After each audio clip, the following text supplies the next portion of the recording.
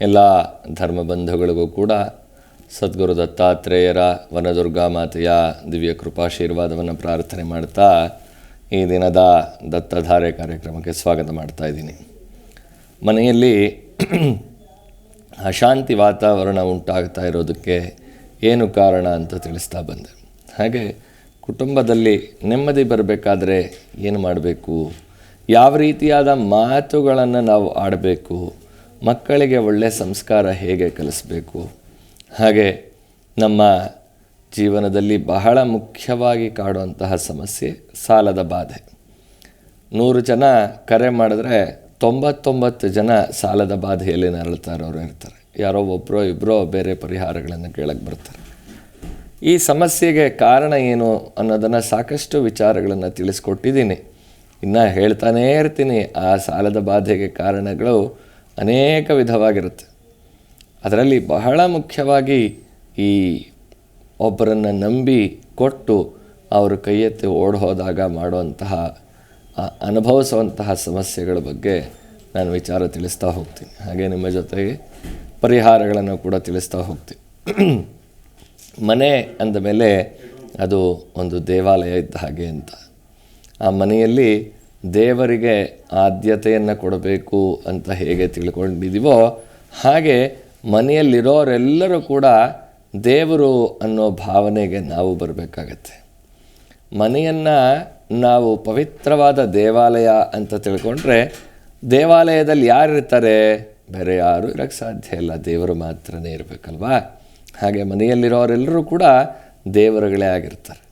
ಆದ್ದರಿಂದ ಸೋಹಂ ಭಾವೇನ ಪೂಜಯೇತ್ ಅಂತ ಮಂತ್ರ.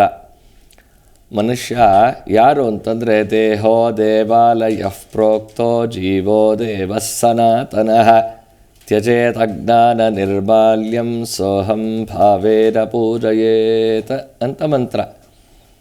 ದೇಹದಲ್ಲಿರುವಂತಹ ಈ ದೇವಾಲಯದಲ್ಲಿ ಅಜ್ಞಾನ ಅನ್ನೋ ನಿರ್ಮಾಲ್ಯವನ್ನು ತೆಗೆದು ನಿನ್ನಲ್ಲಿರುವಂತಹ ಸನಾತನವಾಗಿರ್ತಕ್ಕಂತಹ ಆತ್ಮವನ್ನು ನೀನು ಪೂಜೆ ಮಾಡಿಕೋ.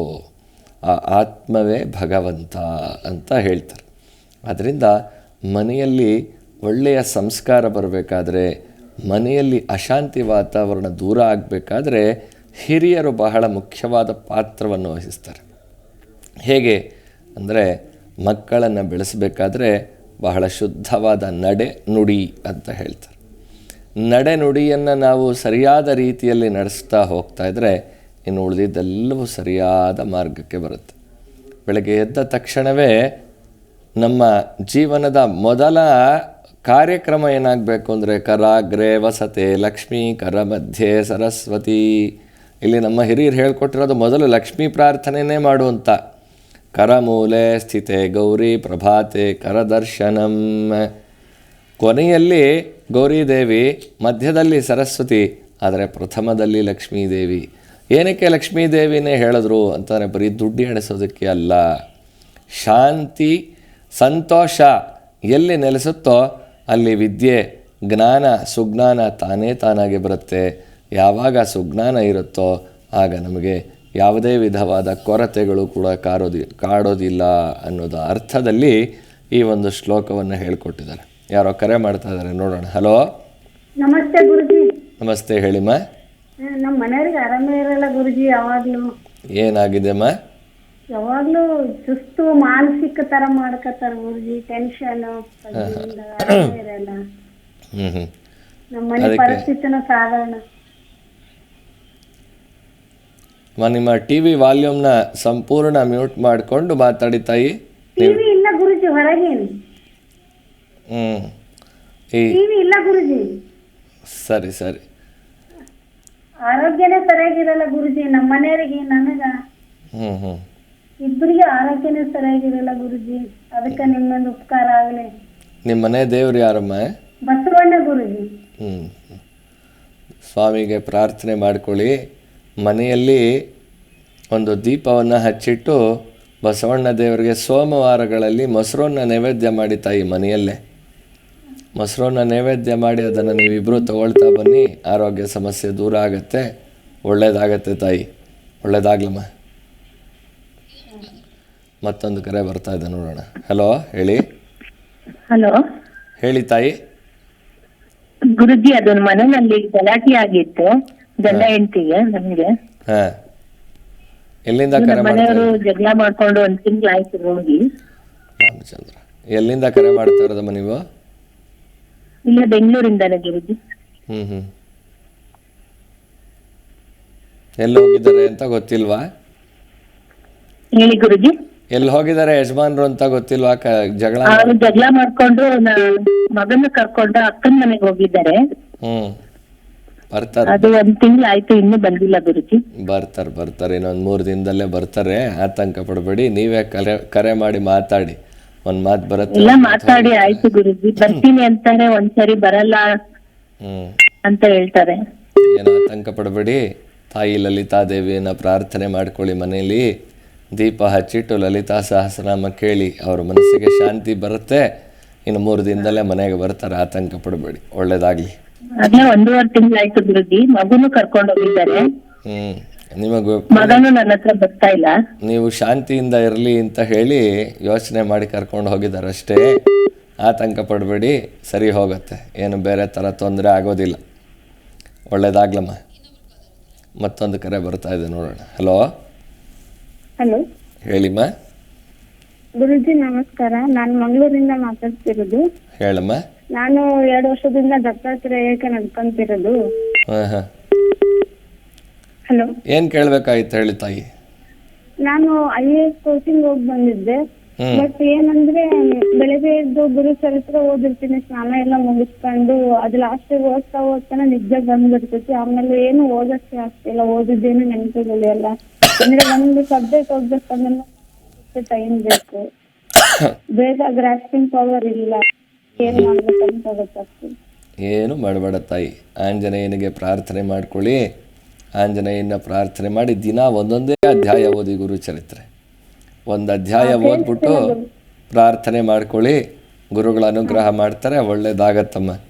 ಇನ್ನು 1-2 ತಿಂಗಳು ನೆಗೆಟಿವ್ ಎನರ್ಜಿ ಬಹಳ ಸ್ವಲ್ಪ. ಏನು ನೆಗೆಟಿವ್, ಬರೀ ನೆಗೆಟಿವ್ ಥಿಂಕ್ ಆಗೋದು, ಬರೀ ಆಗದೆ ಆದ್ರೆ ಹಂಗೆ ಆಗುತ್ತೆ. ಸಂಕಲ್ಪ ಮಾಡುವಾಗ ಗುರು ಚರಿತ್ರೆಯಲ್ಲಿ ಈ ರೀತಿ ನಕಾರಾತ್ಮಕವಾದ ಭಾವನೆಗಳನ್ನು ದೂರ ಮಾಡು ತಂದೆ ಅಂತಲೇ ಸಂಕಲ್ಪ ಮಾಡಿಕೊಂಡು ಪ್ರಾರ್ಥನೆ ಮಾಡಿ, ನಾನು ಪ್ರಾರ್ಥನೆ ಮಾಡ್ತೀನಿ, ಇನ್ಮೇಲೆ 1 ಅಧ್ಯಾಯ ಓದಕ್ಕೆ ಶುರು ಮಾಡಿ, ಖಂಡಿತ ಒಳ್ಳೇದಾಗತ್ತೆ. ಒಳ್ಳೇದಾಗಲಿ ಆಗಲಿ ತಾಯಿ. ಹೀಗೆ ನಮ್ಮ ಮನೆಯಲ್ಲಿ ನಮ್ಮ ನಡತೆ ಶಾಂತಿಯಿಂದ ಕೂಡ್ತಾ ಹೋಗ್ತಾ ಇದ್ದರೆ ಬೇರೆ ಎಲ್ಲವೂ ಸಿಗತ್ತೆ ಅನ್ನೋದನ್ನು ಮೊದಲನೇ ಶ್ಲೋಕದಲ್ಲಿ ಹೇಳಿಬಿಡ್ತಾರೆ. ಮನೆಯಲ್ಲಿರೋರೆಲ್ಲ ದೇವರು ಅಂತ ಅಂದ್ಕೊಳ್ಳೋದಾದರೆ ನಮ್ಮ ಮಾತು ಹೇಗಿರಬೇಕಲ್ವ? ದೇವರು ಕೆಟ್ಟ ಮಾತುಗಳನ್ನು ಆಡಬೇಡ ಅಂತ ಹೇಳಿಕೊಟ್ಟಿದ್ದಾನೆ. ಅದಕ್ಕಾಗಿ ಭಗವದ್ಗೀತೆ ಶ್ಲೋಕಗಳು, ಲಲಿತಾ ಸಹಸ್ರನಾಮ, ವಿಷ್ಣು ಸಹಸ್ರನಾಮ, ಶಿವ ಸಹಸ್ರನಾಮ, ಲಕ್ಷ್ಮೀದೇವಿ ಸ್ತೋತ್ರಗಳು, ಅನೇಕ ವಿಧವಾದ ಸ್ತೋತ್ರಗಳೆಲ್ಲ ಇದೆ. ನಾವೇನು ಮಾಡ್ತೀವಿ? ಬೆಳಗ್ಗೆ ಎದ್ದ ತಕ್ಷಣ ಇವತ್ತಿನ ಜೀವನ ಹೇಗಪ್ಪ ಅಂತ ಯೋಚನೆ ಮಾಡ್ತೀವಿ. ಇವತ್ತು ಮನೆಯಲ್ಲಿ ಅಕ್ಕಿ ಇಲ್ಲ, ಅದರ ಕಡೆ ಗಮನ ಕೊಡೋದು ಕಲೀರಿ ಫಸ್ಟು. ಬೇರೆ ಇನ್ನೇನೋ ಟಿ ವಿ ನೋಡ್ಕೊಂಡು ಕೂಗುರ್ಸ್ಕೋಬೇಡಿ, ಪೇಪರ್ ಓದ್ಕೊಂಡು ಕೂಗುರ್ಸ್ಕೋಬೇಡಿ. ಒಂಚೂರು ಬುದ್ಧಿನೇ ಇಲ್ಲ ನಿಮಗೆ, ಎದ್ದೇಳ್ರಿ ಮೇಲೆ. ಇದು ಪ್ರತಿಯೊಬ್ಬರ ಮನೆಯಲ್ಲಿ ನಡೆಯುವಂಥದ್ದು. ಇನ್ನು ಬಿದ್ಕೊಂಡೇ ಇದೆಯಲ್ಲೋ ಪಾಪಿ, ಎಷ್ಟೊತ್ಕೋ ಹೇಳ್ತೀಯಾ, ಓದೋದೇ ಇಲ್ಲ, ಇದೊಂದು ಕರ್ಮ ನನಗೆ. ಇದು ಮಕ್ಕಳಿಗಾಡೋ ಮಾತು. ಹೆಂಡತಿಗಂತೂ ಕೇಳೋ ಹಾಗೆ ಇಲ್ಲ ಗಂಡಸರಾಡುವಂತಹ ಮಾತುಗಳು. ಬಾಯಿ ಮುಚ್ಕೊಂಡು ಹೋಗಲೇ ಅನ್ನೋದು, ಇಲ್ಲದ ಮಾತುಗಳಾಡೋದು, ಹಾಳಾಗೋಗಿ ಸಾಯಿ ಅನ್ನೋದು, ಹಾಳಾಗೋಗು ಅನ್ನೋದು. ಈ ಪದಗಳನ್ನು ನಾವು ಮನೆಯಲ್ಲಿ ಬಳಸ್ತಾ ಇದ್ದರೆ ದೇವಸ್ಥಾನ, ಮನೆ ಅನ್ನೋದೇ ದೇವಸ್ಥಾನ, ಮನೆಯಲ್ಲಿರೋರೆಲ್ಲ ದೇವರು. ಹೇಗೆ ಸಾಧ್ಯ ಆಗುತ್ತೆ ಯೋಚನೆ ಮಾಡಿ. ಮನೆಯಲ್ಲಿ ಪ್ರತಿಯೊಂದು ವಿಚಾರದಲ್ಲೂ ಕೂಡ ನಾವು ಹೇಗೆ ಎಡವಟ್ಟುಗಳನ್ನು ಮಾಡಿಕೊಳ್ತೀವಿ ಅನ್ನೋದನ್ನು ತೋರಿಸ್ತಾ ಬರ್ತೀನಿ, ಹೇಳ್ತಾ ಬರ್ತೀನಿ. ಬೆಳಗ್ಗೆ ಎದ್ದ ತಕ್ಷಣ ಒಂದು ನಿರ್ಮಲವಾದ ಮನಸ್ಸನ್ನು ನಾವು ಪ್ರಾರಂಭ ಮಾಡಬೇಕು. ಯಾವಾಗ ಹೇಗೆ ನಾವು ಮ್ಯಾಥಮೆಟಿಕ್ಸಲ್ಲಿ ಚೆನ್ನಾಗಿ ಪದೇ ಪದೇ ಮ್ಯಾಥಮೆಟಿಕ್ಸನ್ನು ವರ್ಕ್ ಮಾಡ್ತಾ ಇದ್ದರೆ, ಆ ಲೆಕ್ಕಗಳನ್ನೆಲ್ಲ ನಾವು ನೋಡ್ತಾ ಇದ್ದರೆ ಮ್ಯಾಥಮೆಟಿಕ್ಸಲ್ಲಿ ಒಳ್ಳೆಯ ಅಂಕ ಬರುತ್ತೋ, ಹಾಗೆ ಜೀವನದಲ್ಲಿ ಕೂಡ ನಾವು ಕೆಟ್ಟದ್ದನ್ನು ಮಾಡ್ತಾಯಿದ್ರೆ ಕೆಟ್ಟದ್ದೇ ಆಗ್ತಾ ಇರುತ್ತೆ, ಒಳ್ಳೆಯದನ್ನು ಯೋಚನೆ ಮಾಡ್ತಾಯಿದ್ರೆ ಒಳ್ಳೆಯದೇ ಆಗುತ್ತೆ. ಎದ್ದ ತಕ್ಷಣ ಏನು ಮಾಡಬೇಕಪ್ಪ? ಒತ್ತಡಗಳನ್ನು ನಿವಾರಣೆ ಮಾಡ್ಕೊಳ್ಳೋದಕ್ಕಾಗಿ ನಿದ್ದೆ ಮಾಡೋದು ಸ್ವಾಮಿ. ನಿದ್ದೆ ಅನ್ನೋದು ಸಮಾಧಿ ಸ್ಥಿತಿ ಅಂತ ಹೇಳ್ತಾರೆ. ಸಮಾಧಿ ಸ್ಥಿತಿಗೆ ಹೋಗಬೇಕಾದ್ರೆ ನಮ್ಮ ಮನಸ್ಸಿನಲ್ಲಿರುವಂತಹ ಎಲ್ಲ ನೆಗೆಟಿವಿಟಿ ಕೂಡ ದೂರ ಆಗಿದೆ ಅನ್ನೋ ಭಾವನೆಯಲ್ಲಿ ನಾವು ಹೋಗಬೇಕು. ಅದಕ್ಕೇನು ಮಾಡಬೇಕು? ಬೆಳಗ್ಗೆ ಎದ್ದ ತಕ್ಷಣ ಹಾಸಿಗೆಯಿಂದ ಏಳ್ತಿದ್ದ ಹಾಗೆ, ಇನ್ನು ಕಣ್ಬಿಡ್ತಿದ್ದ ಹಾಗೆ ಮೊಬೈಲ್ ನೋಡೋ ಅಭ್ಯಾಸ ಇಟ್ಕೊಂಡಿರ್ತೀವಿ. ಮೊಬೈಲಲ್ಲಿ ದೇವರ ಫೋಟೋ ನೋಡೋದಾದರೆ ಬಹಳ ಸಂತೋಷ. ಅದು ಬಿಟ್ಬಿಟ್ಟು ಬೇರೆದೆಲ್ಲ ನೋಡೋಕ್ಕೆ ಶುರು ಮಾಡಿದ್ರೆ ಎದ್ದ ತಕ್ಷಣ ಈ ರೀತಿಯಾದ ನೆಗೆಟಿವಿಟಿ ಸ್ಟಾರ್ಟ್ ಆಗುತ್ತೆ. ಎದ್ದ ತಕ್ಷಣ ಭೂಮಿ ದೇವಿಯನ್ನು ಪ್ರಾರ್ಥನೆ ಮಾಡ್ಕೊಳ್ಬೇಕು. ನಾನು ನಿನ್ನನ್ನು ತುಳಿತಾ ಇದ್ದೀನಮ್ಮ, ಕಾಲುಗಳನ್ನು ನಿನ್ನ ಮೇಲೆ ಇಡ್ತಾ ಇದ್ದೀನಿ ಅಮ್ಮ, ನೀನು ವಿಷ್ಣು ಪತ್ನಿ, ನಾನು ನಿನ್ನನ್ನು ತುಳಿತಾ ಇದ್ದೀನಿ, ನನ್ನನ್ನು ಕ್ಷಮೆ ಮಾಡು ಅಂತ ಹೇಳಿ ಭೂಮಿ ದೇವಿಯನ್ನು ಪ್ರಾರ್ಥನೆ ಮಾಡಿಕೊಂಡು ಆನಂತರ ಹೇಳುವಾಗ ನಮ್ಮ ಉಸಿರಾಟ ವಾಯುದೇವನನ್ನು ಪ್ರಾರ್ಥನೆ ಮಾಡ್ಕೊಳ್ಬೇಕಂತೆ.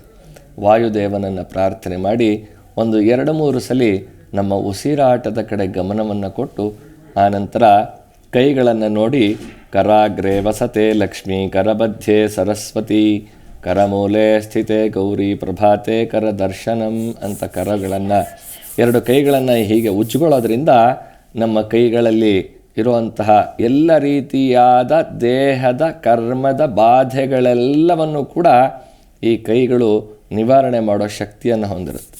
ಹೀಗೆ ಉಜ್ಜಿದ ತಕ್ಷಣ ಅಗ್ನಿಯ ಒಂದು ಸ್ಫುರಣೆ ಆಗುತ್ತೆ, ಬಿಸಿ ಆಗುತ್ತೆ. ಆ ಅಗ್ನಿಯ ಸ್ಪರ್ಶ ಆದಾಗ ಅಲ್ಲಿದ್ದಂತಹ ಕರ್ಮ ಬಾಧೆಗಳು ಸುಟ್ಟು ಹೋಗಿ ಆನಂತರ ನಮ್ಮ ಕಣ್ಣುಗಳ ಒಂದು ಸ್ಪರ್ಶವನ್ನು ಮಾಡಿದಾಗ ಅಗ್ನಿದೇವನ ಒಂದು ಆಶೀರ್ವಾದ ಕೃಪೆ ನಮಗೆ ಸಿಕ್ಕತ್ತೆ. 3 ಮಾತೆಯರ ಆಶೀರ್ವಾದ ಸಿಗುತ್ತೆ. ಅದು ಹೊಟ್ಟೆಯಲ್ಲಿರುವಂತಹ ಜಠರಾಗ್ನಿಯನ್ನು ಶುದ್ಧ ಮಾಡುತ್ತೆ. ಆನಂತರ ಗುರುಗಳನ್ನು, ಗಣಪತಿಯನ್ನು, ನವಗ್ರಹಗಳನ್ನು ಪ್ರಾರ್ಥನೆ ಮಾಡಿಕೊಂಡು ಗೋಮಾತೆಯನ್ನು ಪ್ರಾರ್ಥನೆ ಮಾಡಿಕೊಂಡು ಆನಂತರ ದಿನಚರಿಯನ್ನು ಪ್ರಾರಂಭ ಮಾಡಿದ್ರೆ ಆವಾಗ ಈ ಕೆಟ್ಟ ಮಾತುಗಳು ನಮ್ಮ ಬಾಯಲ್ಲಿ ಬರೋದಿಲ್ಲ. ಯಾರೋ ಕರೆ ಮಾಡ್ತಾ ಇದ್ದಾರೆ, ನೋಡೋಣ. ಹಲೋ, ನಮಸ್ಕಾರ ಗುರುಗಳೇ. ನಮಸ್ತೆ, ಹೇಳಿಮ್ಮ. ಇದು ನನ್ನ ಹೆಸರು ಲೀಲಾವತಿ ಅಂತ. ಹೇಳಿಮ್ಮ. ಮಗನ್ ಮದ್ವೆ ಬಗ್ಗೆ ಕೇಳ್ಬೇಕಾಯ್ತು. ಒಳ್ಳೆ ಮನೆ ಹುಡುಗಿ ಸಿಗುತ್ತಾ ಏನೋ, ಒಳ್ಳೆ ಕಡೆ ಸಂಬಂಧ ಬರುತ್ತಾ ಅಂತ. ಮಗನ ಡೇಟ್ ಆಫ್ ಬರ್ತ್ ಏನು ತಾಯಿ? 6-8-1998. ಖಂಡಿತವಾಗ್ಲೂ ಒಳ್ಳೇದಾಗತ್ತೆ. ಒಳ್ಳೆ ಮನೆ ಸಂಬಂಧವೇ ಬರುತ್ತೆ. ನಿಮ್ಮ ಮನೆ ಕಡೆ, ನಿಮ್ಮ ತಾಯಿ ಮನೆ ಕಡೆ ಸಂಬಂಧವೇ ಆ ಹುಡುಗನಿಗೆ ಆಗೋವಂಥ ವ್ಯವಸ್ಥೆ ಆಗತ್ತೆ.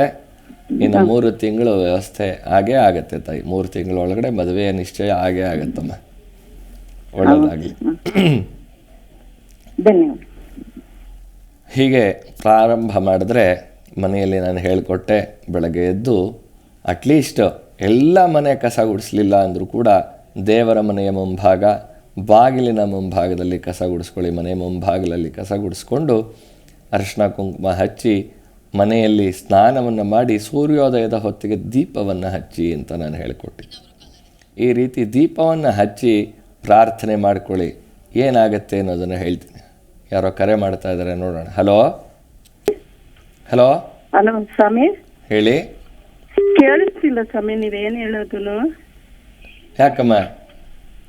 ಹೇಳಿ ಸ್ವಾಮಿ. ಇವಾಗ ಹೇಳಿಮ್ಮ. ಲಕ್ಷ್ಮಮ್ಮ ಅಂದ್ಬಿಟ್ಟು ಸ್ವಾಮಿ. ಎಲ್ಲಿಂದ ಮಾತಾಡ್ತಾ ಇದ್ದೀರಿ? ಆರೋಗ್ಯ ಸಮಸ್ಯೆ ತುಂಬಾ ಇದೆ, ಬಾಗ್ಲೂರಿಂದ ಸ್ವಾಮಿ. ಏನಾಗಿದೆಯಮ್ಮ ಆರೋಗ್ಯದಲ್ಲಿ? ಆರೋಗ್ಯ, ಜ್ವರ, ಕೆಮ್ಮು, ಅವಾಗ ಸಮಸ್ಯೆ ಪೌರ್ಣಮಿ ಬಂದ್ರೆ ತುಂಬಾ ಹುಷಾರಿರಲ್ಲ. ಮಾತಾಡ್ಬೇಡಿ. ಮನೆಯಲ್ಲಿ ಸಮಸ್ಯೆ ಜಾಸ್ತಿ ಇದೆ ಸ್ವಾಮಿ, ತುಂಬಾ ಕಷ್ಟ. ನಿಮ್ಗೆ ಅನುಕೂಲ ಮಾಡಿಕೊಂಡು ದತ್ತಪೀಠಕ್ಕೆ ಬನ್ನಿ. ನಿಮ್ಗೆ ಅನುಕೂಲ ಆದಾಗ ಬನ್ನಿ. ಅಲ್ಲಿ ಬರೋವಾಗ ದತ್ತನಿಗೆ ನಿಮ್ ಕೈಲಾಗಿದ್ದ ಭಿಕ್ಷೆ ತಗೊಂಡ್ ಬಂದು ಸಮರ್ಪಣೆ ಮಾಡಿ ಅಲ್ಲಿ ತೀರ್ಥ ಸ್ನಾನ ಮಾಡಿಸ್ಕೊಂಡು ಪ್ರಸಾದ ಕೊಡ್ತೀನಿ ನಾನು. ಆ ಪ್ರಸಾದವನ್ನು ಉಪಯೋಗಿಸ್ತಾ ಬನ್ನಿ ತಾಯಿ, ಎಲ್ಲ ಒಳ್ಳೇದಾಗತ್ತೆ. ಇದು ಸಮಸ್ಯೆ ಪರಿಹಾರ ಆಗುತ್ತೆ ಸ್ವಾಮಿ, ಆರೋಗ್ಯದ ಮನೆಯದು. ಖಂಡಿತವಾಗ್ಲೂ ಪರಿಹಾರ ಮಾಡಿಕೊಡ್ತಾನೆ. ಮಗಳಿಗೆ ಯಜಮಾನ್ರು ಬಿಟ್ಬಿಟ್ಟಿದ್ದಾರೆ ಸ್ವಾಮಿ. ಬನ್ನಿ, ದತ್ತಪೀಠದಲ್ಲಿ ಬನ್ನಿ, ನಿಧಾನವಾಗಿ ಮಾತಾಡ್ತೀನಿ. ನಿಮ್ಮ ಸಮಸ್ಯೆ ಅಷ್ಟಕ್ಕೂ ಪರಿಹಾರ ಏನು ಅನ್ನೋದನ್ನ ಕಂಡ್ಕೊಳ್ಳೋಣ. ಒಳ್ಳೇದಾಗತ್ತೆ. ಇವಾಗ ಮನೆಯಲ್ಲಿ ಏನ್ ಮಾಡ್ಬೇಕು ಸ್ವಾಮಿ? ಮನೆಯಲ್ಲಿ ಒಂದು ದೀಪ ಹಚ್ಚಿ ದತ್ತಾತ್ರೇಯರಿಗೆ 6 ರೂಪಾಯಿ ಇಟ್ಟು ಪ್ರಾರ್ಥನೆ ಮಾಡ್ಕೊಳ್ಳಿ ತಾಯಿ, ಸಾಕು. ಮೊದಲನೇದಾಗಿ ಒಳ್ಳೇದಾಗ್ಲಿ. ಇನ್ನೊಂದು ಕರೆ ಬರ್ತಾ ಇದೆ, ನೋಡೋಣ. ಹಲೋ, ಹೇಳಿಮ್ಮ. ಗುರುಜಿ ಹೇಳಿಮ್ಮ. ಇದನ್ರಿ ನನ್ನ ಮಗ ನಮ್ ಸಣ್ಣ ಕೇಳಕತ್ತಾರ ಈಗ ಮದುವೆಗೆ ಸಣ್ಣ ಮಗ ಸರಿಯಾಗಿ ಕೇಳಿಸ್ತಾ ಇಲ್ಲ ತಾಯಿ, ಅರ್ಧರ್ಧ ಕೇಳಿಸ್ತಾ ಇದೆ ನೀವು ಮಾತಾಡ್ತಾ ಇರೋದು. ಅಲ್ರಿ ಸಣ್ಣ ಮಗ ಕರೆ ಕಟ್ಟಾಗಿದೆ ಅನಿಸುತ್ತೆ. ಇಲ್ಲಿ ಬೆಳಗ್ಗೆ ಈ ರೀತಿ ಶುಭವಾದ ಒಂದು ವಾತಾವರಣವನ್ನು ನಿರ್ಮಾಣ ಮಾಡಿಕೊಂಡು ಎಬ್ಬಿಸ್ಬೇಕಾದ್ರೆ ಎದ್ದೇಳಿ ಹೊತ್ತಾಯಿತು ಅಂತ ಹೆಂಡತಿ ಹೇಳೋದು, ಹಾಗೆ ಮಕ್ಕಳಿಗೆ ಕೂಡ ಎದ್ದು ಹೋಮ್ವರ್ಕ್ ಮಾಡ್ಕೊಳ್ಬೇಕಾಗತ್ತೆ, ಓದಬೇಕಾಗತ್ತೆ, ಎದ್ದೇಳಪ್ಪ ಅಂತ ಹೇಳೋವಂಥ ಒಂದು ಸೌಜನ್ಯತೆಯ ಮಾತುಗಳನ್ನು ಆಡೋದು ಮೊದಲು ಕಲಿಬೇಕು. ಅದು ಅಭ್ಯಾಸ ಆಗಿಬಿಟ್ಟಿರುತ್ತೆ ಕೆಲವರಿಗೆ, ತೆಗೆದು ಬಡಿದು ನೀರು ಚುಮ್ಕಿಸೋವರೆಗೂ ಎದ್ದೇಳೋದೇ ಇಲ್ಲ. ಆ ರೀತಿ ಮಕ್ಕಳು ಬೆಳೆದ್ಬಿಟ್ಟಿರ್ತಾರೆ. ಅಂತಹ ಅವಕಾಶಗಳನ್ನು ಕಡಿಮೆ ಮಾಡಿ, ಆದಷ್ಟು ಕೆಟ್ಟ ಮಾತುಗಳನ್ನು ಆಡೋದನ್ನು ಕಡಿಮೆ ಮಾಡ್ತಾ ಬನ್ನಿ. ತಾನಾಗಿ ಎಲ್ಲ ಸರಿ ಹೋಗ್ತಾ ಬರುತ್ತೆ. ಬೆಳಗ್ಗೆ ಎದ್ದ ತಕ್ಷಣವೇ ರಾತ್ರಿ ಮಲ್ಕೊಳ್ಳೋವಾಗಲೇ ನನಗೆ ಇವತ್ತಿನ ಕೆಲಸ ಕಾರ್ಯಗಳು ಈ ರೀತಿ ಇದೆ, ನನಗೆ ಎಚ್ಚರ ಮಾಡಿಸೋ ಭಾರ ನಿಂದು ತಂದೆ ಅಂತ ಭಗವಂತನಲ್ಲಿ ಪ್ರಾರ್ಥನೆ ಮಾಡಿಕೊಳ್ಬೇಕು. ನಾವು ಮಲ್ಕೊಳ್ಳೋವಾಗ ಕೂಡ ನಮ್ಮ ಉಸಿರಾಟವನ್ನು ಗಮನಿಸಿ, ನನ್ನ ದೇಹದಲ್ಲಿ ಇವತ್ತು ಬೆಳಗಿನ ರಾತ್ರಿವರೆಗೂ ಏನೇನು ನಕಾರಾತ್ಮಕವಾದ ಮಾತುಗಳು, ನಕಾರಾತ್ಮಕವಾದ ಕೆಲಸಗಳಾಯ್ತೋ, ಯಾರೋ ಬೈದಿರ್ತಾರೆ, ಇನ್ಯಾರೋ ಏನೋ ಅಂದಿರ್ತಾರೆ, ಸಾಲಗಾರರು ಬಂದು ಕೆಟ್ಟದಾಗಿ ಮಾತಾಡಿರ್ತಾರೆ, ಅಥವಾ ನಾವೇ ಇನ್ನೊಬ್ರಿಗೆ ಯಾರಿಗೋ ಕೆಟ್ಟದಾಗಿ ಬೈದಿರ್ತೀವಿ, ಇವೆಲ್ಲವನ್ನು ಕೂಡ ಒಂದು ಸಲ ಮನಸ್ಸಿನ ಒಳಗಡೆ ತಂದುಕೊಂಡು ಇವೆಲ್ಲವನ್ನು ಕೂಡ ಭಗವಂತ ಭೂಮಿ ತಾಯಿ ಶಕ್ತಿ ನನ್ನ ಪಾದದ ಮುಖಾಂತರ ದೇಹದೊಳಗಡೆ ಬಂದು ಈ ಎಲ್ಲ ನೆಗೆಟಿವ್ನ ಸುಟ್ಟು ಹೊರಗಾಗ್ತಾ ಇದೆ ಅಂತ ಹೇಳಿ, ನನ್ನ ಬೆನ್ನಿನ ಮುಖಾಂತರ ಎಲ್ಲ ನೆಗೆಟಿವ್ ಎನರ್ಜಿ ಆಚೆ ಹೊಟ್ಟೋಗಿದೆ ಅಂತ ಹೇಳಿ ಪ್ರಾರ್ಥನೆ ಮಾಡ್ಕೊಂಡು ಮಲ್ಕೊಳ್ಬೇಕು. ಕರೆ ಮಾಡ್ತಾ ಇದ್ದಾರೆ, ನೋಡೋಣ. ಹಲೋ ಹಲೋ, ನಮಸ್ತೆ ಗುರುಜಿ. ನಮಸ್ತೆ, ಹೇಳಿಪ್ಪ. ಹಲೋ ಹಲೋ, ಹಾಂ ಹೇಳಿ. ನಾವು ಇಲ್ಲಿ ಸಾಗರದಿಂದ. ಹಾಂ, ನನ್ನ ಮಗನಿಗೆ ಸ್ವಲ್ಪ ಎಜುಕೇಶನ್ ಅಷ್ಟೊಂದು ಕ್ಲೀನ್ ಆಗಿ ಇದಾಗ್ತಾ ಇಲ್ಲ. ಹೇಳಿದ ಏನು ಸಮಸ್ಯೆ ಅನ್ನೋದ್ರ ಬಗ್ಗೆ. ಒಂದು ಕಾಲ್ ಕನೆಕ್ಟ್ ಆಗಿ ಇನ್ನೊಂದು ಕಾಲ್ ಕನೆಕ್ಟ್ ಆಗೋ ಥರ ಆಗ್ತಾ ಇದೆ. ಒಂದು ನಿಮಿಷ ಇರಿ ತಾಯಿ. ಹಲೋ ಹಲೋ, ಹೇಳಿಪ್ಪ. ನಾವು ಇಲ್ಲಿ ಸಾಗರದಿಂದ. ಹಾಂ, ಮಗನಿಗೆ ಸ್ವಲ್ಪ ಎಜುಕೇಶನ್ ಸರಿ ಹೇಳಿದ ಮಾತು ಕೇಳಲ್ಲ. ನಾವು ಓದೋದು ಇದು ಮಾಡೋದು ಹೇಳಿದ್ ಏನು ಕೇಳೋದಿಲ್ಲ, ಕರೆಕ್ಟ್ ಆಗಿ ಕೆಲಸ ಮಾಡಲ್ಲ. ಅವನು ಏನು ಓದ್ತಾ ಇದ್ದಾನೆ? ಅವನಿನ್ನು 5ನೇ ಕ್ಲಾಸ್, ಸಣ್ಣವನು. ಏನು ಡೇಟ್ ಆಫ್ ಬರ್ತ್ ಏನು? ಹುಟ್ಟಿದ 2013. 10/7/2013. ಆಂಜನೇಯನ ದೇವಸ್ಥಾನಕ್ಕೆ ಕರ್ಕೊಂಡು ಹೋಗಿ ಆಂಜನೇಯನಿಗೆ ನಮಸ್ಕಾರ ಮಾಡಿಸ್ತಾ ಬನ್ನಿ. ಪ್ರತಿ ಶನಿವಾರಗಳಲ್ಲಿ ಆಂಜನೇಯನಿಗೆ 2 ದೀಪ ಹಚ್ಚಿಸಿ ಅವನ ಕೈಯಲ್ಲಿ. ಒಳ್ಳೇದಾಗತ್ತೆ, ಒಳ್ಳೆ ವಿದ್ಯೆ ಬರುತ್ತೆ, ಹಠಮಾರಿತನ ಕಡಿಮೆ ಆಗತ್ತೆ. ಒಳ್ಳೇದಾಗಲಿ. ಮತ್ತೊಂದು ಕರೆ ಬರ್ತಾ ಇದೆ, ನೋಡೋಣ. ಹಲೋ ಹಲೋ, ಹೇಳಿಮ್ಮ. ಜಗದಾಂಬ ಅಂತೇಳಿ ಸ್ವಾಮಿ. ನಾನು ಹೇಳಿಮ್ಮ, ಎಲ್ಲಿಂದ ಮಾತಾಡ್ತಾ ಇದ್ದೀರಾ? ಬೆಂಗಳೂರಿಂದ ಸ್ವಾಮಿ ಮಾತಾಡ್ತಿರೋದು.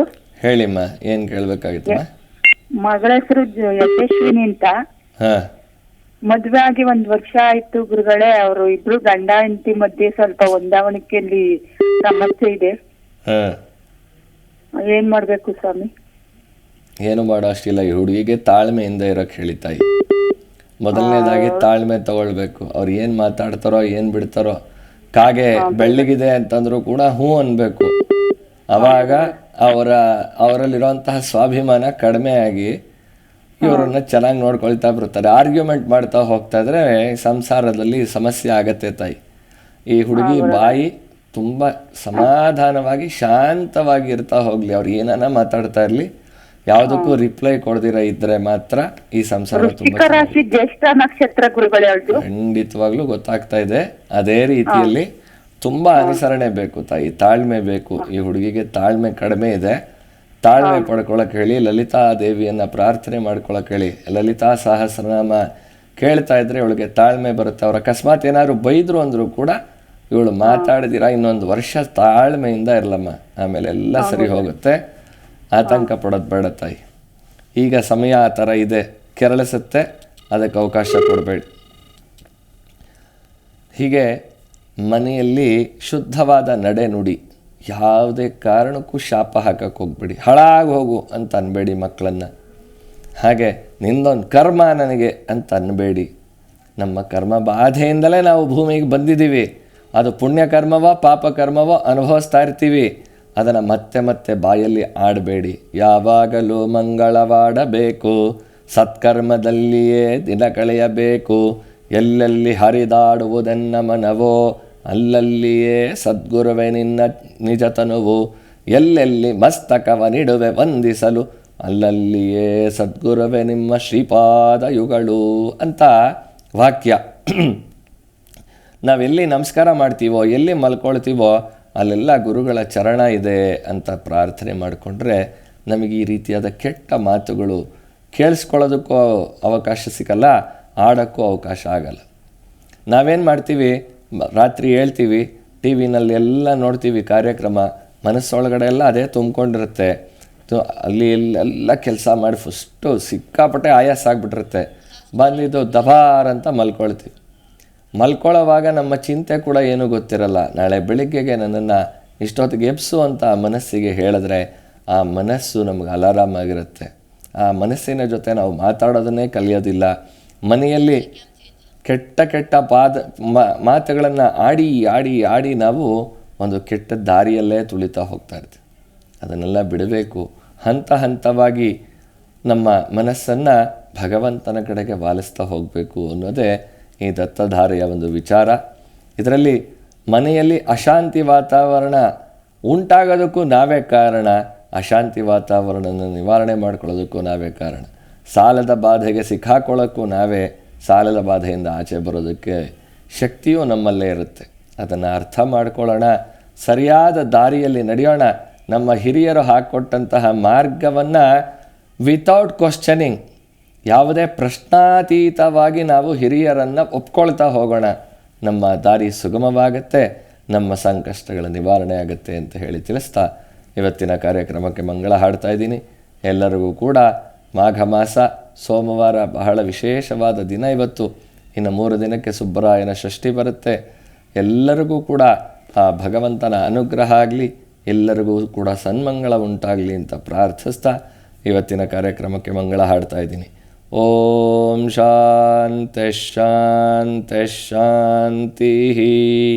ಸದ್ಗುರು ದಿವ್ಯಚರಣಾರವಿಂದಾರ್ಪಣಮಸ್ತು.